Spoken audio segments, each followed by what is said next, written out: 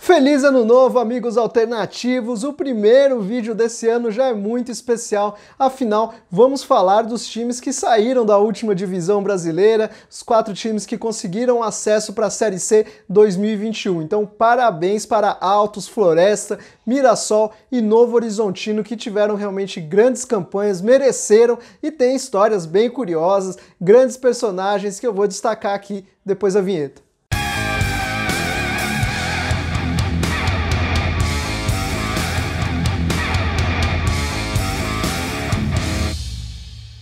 Primeiro quero apresentar para você, amigo alternativo, uma sugestão e uma novidade. A sugestão é baixe o aplicativo OneFootball, tem o link aqui na descrição e aí você vai poder aproveitar as notícias, estatísticas, tempo real dos jogos, mercado da bola, vídeos e transmissões de jogos ao vivo, em tempo real, dos jogos do campeonato francês e do campeonato alemão, transmissões dessas partidas. Então baixe e aproveite. A novidade é o nosso projeto de financiamento coletivo, o Catarse, em que você pode ajudar a última divisão a crescer e também receber benefícios, se aproximar ainda mais do nosso projeto. Tem grupo do WhatsApp, tem formas de você decidir quais serão os nossos próximos vídeos. Tudo isso vai ajudar a gente a ter novas iniciativas aqui no projeto do Última Divisão, também a manter o nosso ritmo atual, né, com 2 vídeos publicados por semana, talvez até aumentar futuramente, também seguir firme e forte nas redes sociais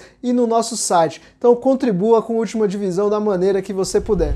Altos. Campanha, primeiro lugar do grupo 2, eliminou depois no mata-mata Rio Branco do Acre, Salgueiro e Marcílio Dias. O Altos é um time bem jovem, tem apenas 7 anos de existência, mas já vinha crescendo realmente num ritmo muito forte. Estava muito bem no nível estadual, já foi campeão piauiense e já fez boas campanhas na Série D. Mas a estrutura ainda é bem tímida, o estádio ali, o estádio Felipão, é bem acanhado e acabou proporcionando algumas imagens bem curiosas. No jogo contra o Salgueiro, nas oitavas de final, por exemplo, o jogo foi para os pênaltis e aí tinha uma árvore ali atrás de um dos gols, onde a torcida tinha escalado para ver a partida e aí nas cobranças de pênaltis eles ficavam balançando a árvore ali para distrair os jogadores e de certa forma dá para dizer que deu certo, afinal, é claro, o Altos acabou passando. E depois no jogo do acesso contra o Marcílio Dias também rolou uma história curiosa, porque antes da partida acontecer, o técnico do Marcílio, o Vaguinho Dias,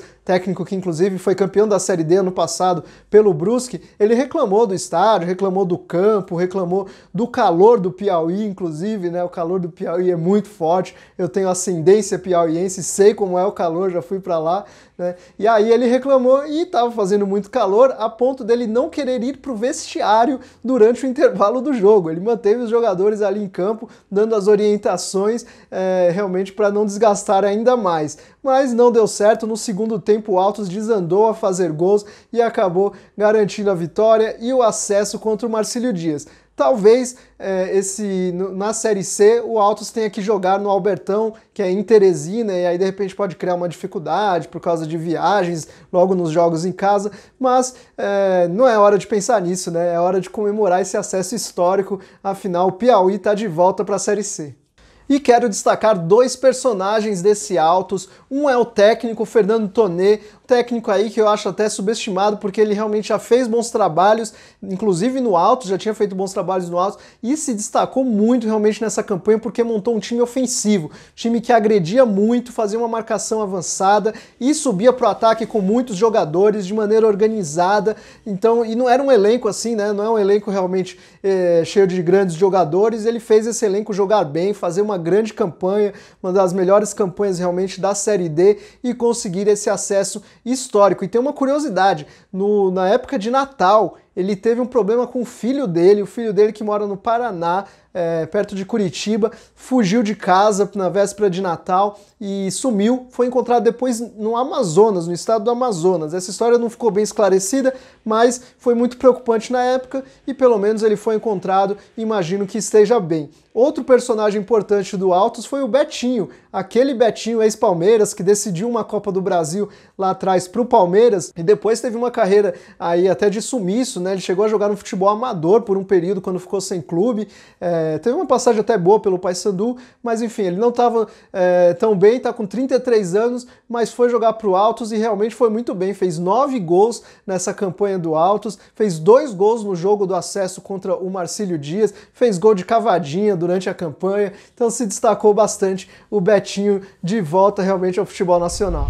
Floresta. Na campanha ficou em terceiro lugar do grupo 3, depois eliminou Itabaiana, Juventude Samas e América de Natal. O Floresta é um time que tem uma história longa no futebol amador do Ceará e aí se profissionalizou e recentemente teve um grande crescimento, bem meteórico, fez ótimas campanhas nos campeonatos cearenses, venceu Copa Fares Lopes e tem uma curiosidade no escudo dele ali que tem um desenho parecido com o do Nottingham Forest, time tradicional inglês, que já foi campeão da Liga dos Campeões, né? Então é uma referência de fato.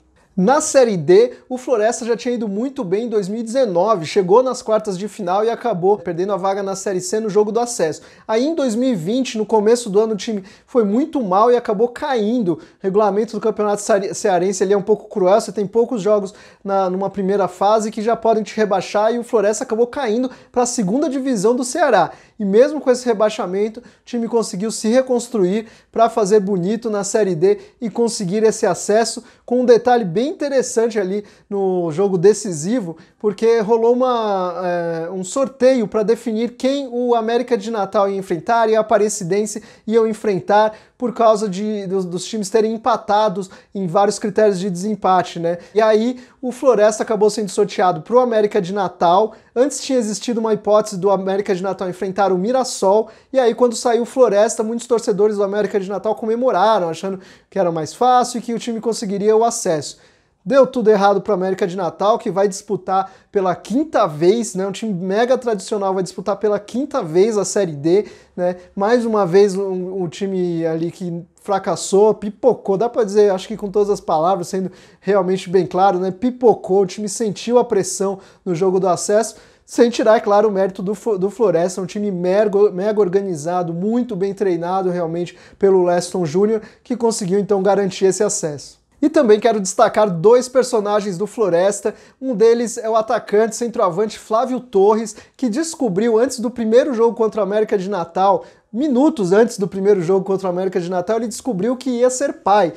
A esposa dele preparou uma surpresa ali, colocou no vestiário um presentinho para ele e tinha lá uma foto dela com o teste de gravidez e uma roupinha de criança, bem legal realmente, né? Ele se emocionou. Quando foi pro jogo, foi lá e fez um dos gols da vitória do Floresta por 2-0, que foi, é claro, decisivo, porque no jogo de volta, né, contra o América de Natal, a partida terminou empatada por 1-1. Então é claro, né, que aquela vitória do Floresta no jogo de ida deu muito mais tranquilidade e a vantagem que foi decisiva nessa classificação. Outro personagem importante foi o Deizinho, jogador, acho que foi o melhor jogador do Floresta nessa Série D, e ele fez contra o América de Natal, lá no jogo de ida também, um gol de cabeça, jogador de 1,66 m, chamou a atenção por ter feito esse gol de cabeça e por já ter feito outros gols de cabeça nessa série D. Dos 7 gols que ele fez, 4 foram de cabeça, baixinho com 1,66 m, se aproveitou, se posicionou muito bem e fez esses gols, além de ter jogado muito bem.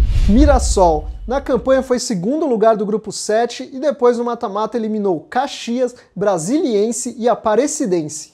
O Mirassol é um time que dá para dizer que é tradicional, né, no futebol paulista, afinal de contas tem 95 anos de história, mas normalmente disputou aí segunda divisão estadual, terceira divisão estadual e teve um crescimento muito forte nos últimos anos, nesse século, principalmente nessa última década, principalmente depois que vendeu o Luiz Araújo, né, aquele jogador que passou pelo São Paulo, rendeu muito dinheiro para o Mirassol, né, foi formado na base do Mirassol e aí o Mirassol aproveitou, né, em vez de gastar o dinheiro, ele investiu numa estrutura, num centro de treinamento de ponta e isso fez o clube realmente crescer, fazer boas campanhas no Campeonato Paulista e agora essa ótima campanha na Série D. Mas não foi fácil, o time teve que, nessa temporada 2020, o time teve que se reinventar 2 vezes, a gente viu no Campeonato Paulista, né, foi amplamente divulgado, o time tinha sido desmanchado durante a pandemia e aí se classificou para as quartas de final e depois eliminou São Paulo nas quartas de final, né, com um time montado ali praticamente de última hora, né, mas muito bem montado, com contratações realmente interessantes, porém aquele time foi desmanchado, não é o time do Paulistão, aquele time foi desmanchado, o técnico saiu inclusive, né, o Ricardo Catalá saiu, e aí o time foi remontado e foi bem na Série D novamente, né, como eu disse, ficou em segundo lugar no grupo e depois no mata-mata só pegou pedreira. Caxias, Brasiliense, Caxias tinha feito um ótimo estadual no Campeonato Gaúcho, né? O Brasiliense, que teve a melhor campanha da primeira fase da Série D entre todos os times, e aí a Aparecidense também montou um time forte, tem uma estrutura boa também, e no jogo contra a Aparecidense rolou uma história realmente, foi um jogaço no jogo de volta, e uma história que realmente mostrou a qualidade desse elenco do Mirassol, porque o time estava perdendo, jogo de ida foi 2-1, para o Mirassol, e aí no jogo de volta o Aparecidense estava vencendo por 1-0 e o Mirassol teve um jogador expulso, mas um minuto depois praticamente do Mirassol ter um jogador expulso, foi lá, fez um gol, fez 2 gols, virou, ainda tomou um, aí fez o 3-2 e foi para a festa, conseguiu garantir esse acesso de uma maneira épica. E o grande personagem desse Mirassol não é nenhum jogador, é o treinador Eduardo Batista, aquele que treinou o Sport, Ponte Preta, treinou o Palmeiras na Copa Libertadores. Ele vinha de trabalhos muito ruins nos últimos anos, vários trabalhos interrompidos precocemente também, e aí ele resolveu aceitar a proposta do Mirassol, que tem um projeto interessante, né, como eu já falei, e ele quis principalmente fugir das demissões frequentes, né, da falta de projeto em vários clubes por aí. Ele sabia que ia ter estabilidade no Mirassol, né, prometeram estabilidade para ele, então ele aceitou esse projeto e deu muito certo. Ele foi decisivo, dá para dizer que foi um treinador realmente decisivo, principalmente nos jogos contra a Aparecidense, os dois jogos foram de virada e ambos o Eduardo Batista fez substituições ótimas no intervalo, e nesse jogo que eu falei, no jogo de volta, ele trocou um volante por um atacante, tirou o Daniel, colocou o Lucas Silva, e foi o Lucas Silva que realmente decidiu, fez um gol, deu uma assistência e sofreu um pênalti. Participou dos 3 gols do Mirassol e garantiu o acesso, né, com esse grande dedo do Eduardo Batista aí na partida. Novo Horizontino. Campanha, primeiro lugar do grupo 8, no mata-mata eliminou Cascavel, Goiânia e Fast. Primeiro, é bom falar que esse Novo Horizontino não é exatamente aquele tradicional Novo Horizontino que a gente viu fazer boas campanhas lá na década de 90, né, no Campeonato Paulista. Esse Novo Horizontino é, digamos, uma refundação, né, tem um escudo bem parecido, o próprio nome oficial, né, é igual, praticamente idêntico, né, e aí ele foi refundado há 10 anos apenas, então nunca disputou a Série C, por exemplo, o antigo Novo Horizontino tinha disputado a Série C, né? E agora ele conseguiu, o Grêmio Novo Horizontino, que já vinha fazendo boas campanhas no Campeonato Paulista, por exemplo, conseguiu esse acesso para a Série C. E vale destacar nessa campanha aí, bem interessante ver como o Novo Horizontino enfrentou times de 3 regiões diferentes no mata-mata, né? Enfrentou o Cascavel, do Sul, enfrentou o Goiânia, do Centro-Oeste, e o Fast, da região Norte.